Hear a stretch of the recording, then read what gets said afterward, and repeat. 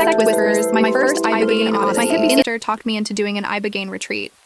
Though I was hesitant at first, after much research and some personal turmoil, I decided the escape the rat race of the city for a few weeks to go with her.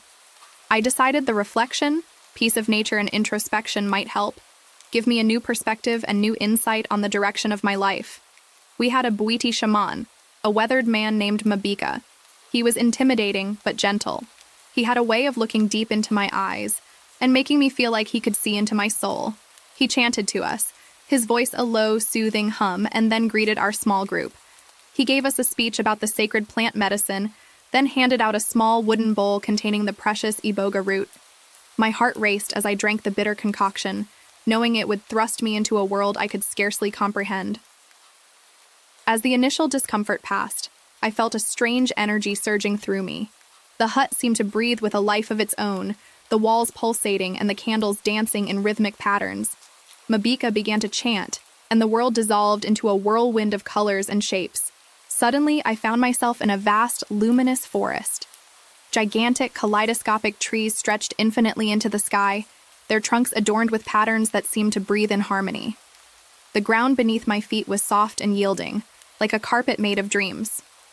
I looked down at my hands and saw that they had transformed into translucent wings, shimmering like butterfly wings. I tried to speak but found myself producing a series of melodious chimes instead. Panic welled up within me until I heard a gentle voice. "Relax, my friend," said a luminous firefly hovering nearby. Its voice sounded strangely familiar, like that of my childhood friend Sarah.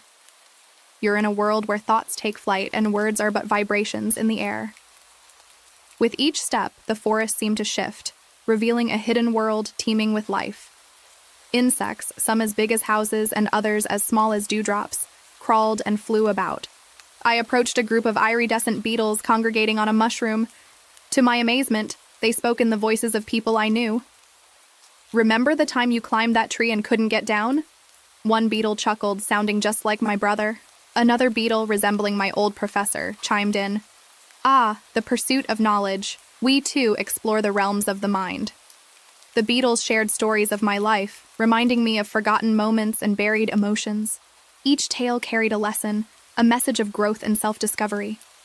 As I journeyed deeper into this kaleidoscopic world, I encountered a praying mantis that emanated wisdom. Its voice carried the cadence of my grandfather, who had passed away years ago. "Life is fleeting," the mantis said, "but every moment holds infinite potential.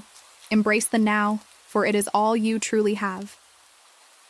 These talking insects served as guides, offering me glimpses into the complexities of existence.